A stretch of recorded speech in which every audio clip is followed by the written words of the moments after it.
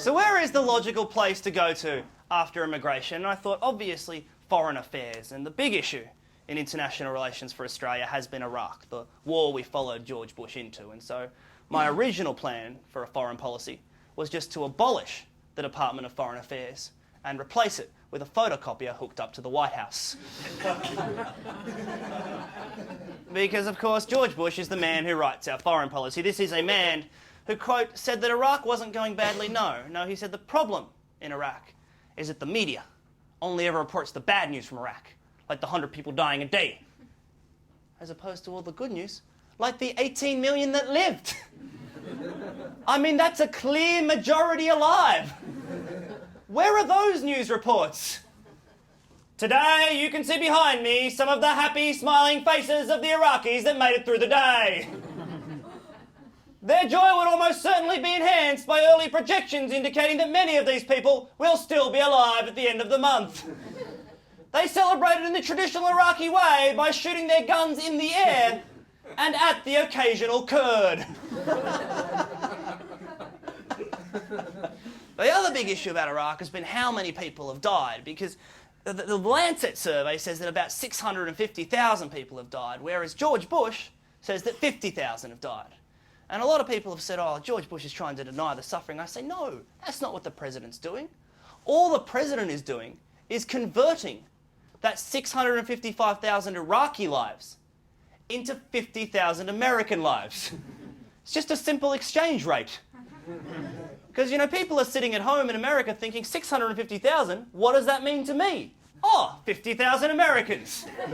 And of course, I see you as Australians are thinking, yes, but what does it mean to us? And luckily, I've done some calculations. And it turns out that 650,000 Iraqi lives is equal to one Steve Irwin. So that's about as upset you should be. But despite the mess, the government still pushes their Iraq policy, and they've been attacking Labor. They say, oh, Labor doesn't have an Iraq policy. Labor doesn't know whether they're coming or going on Iraq. And firstly, that's not true. Kevin Rudd has an Iraq policy. His Iraq policy is to have a staged withdrawal to be negotiated depending on the circumstances at the time, which is a policy to one day have a policy. But I don't care if Kevin Rudd doesn't have an Iraq policy, I must admit. It's still fucking better than theirs.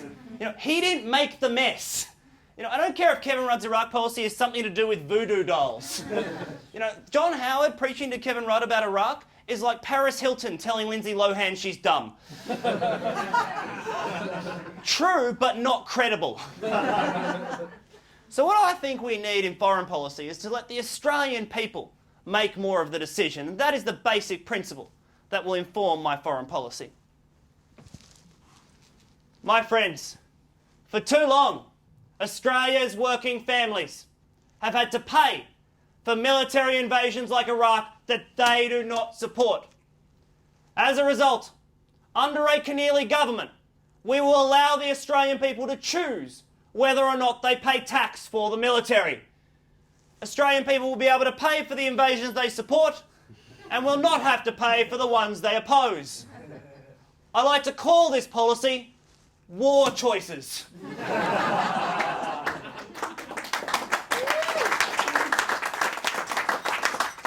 Under war choices, my neighbours will get a choice. My neighbours who were resolutely opposed to the war in Iraq, but are very much enthusiastically in favour of war against Belgium. And say what you want about war against Belgium, my friends, at least we know it's winnable. But I believe working families shouldn't just have to use the military for overseas ventures. No, they should be able to use the military to help them in their day-to-day lives. To keep the hoodies off their front lawn, to protect their fat kid at school, to get the emos off the Flinders Street Station steps. Those steps belong to real disadvantaged people, my friends. But war choices will not just help Australia. It will also help the developing world. Because you see, for many years, there have been many Australians that have hated New Zealanders, and many New Zealanders that have hated Australians, but we have not been able to have a war due to some significant economic concerns and trifling humanitarian matters. Under war choices, these two groups of people could rent out the Democratic Republic of Congo and have the Congolese fight the Australia-New Zealand war for them. My friends, it's about time the Congolese got paid for doing what they're good at, civil war. But War Choices is not about war. It's about working families.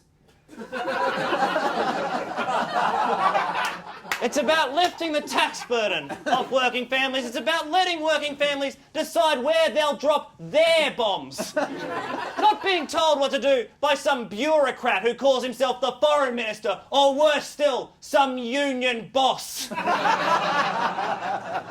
I commend that policy to the party conference. Oh, very good, Deputy Leader. I might even let you be Treasurer now.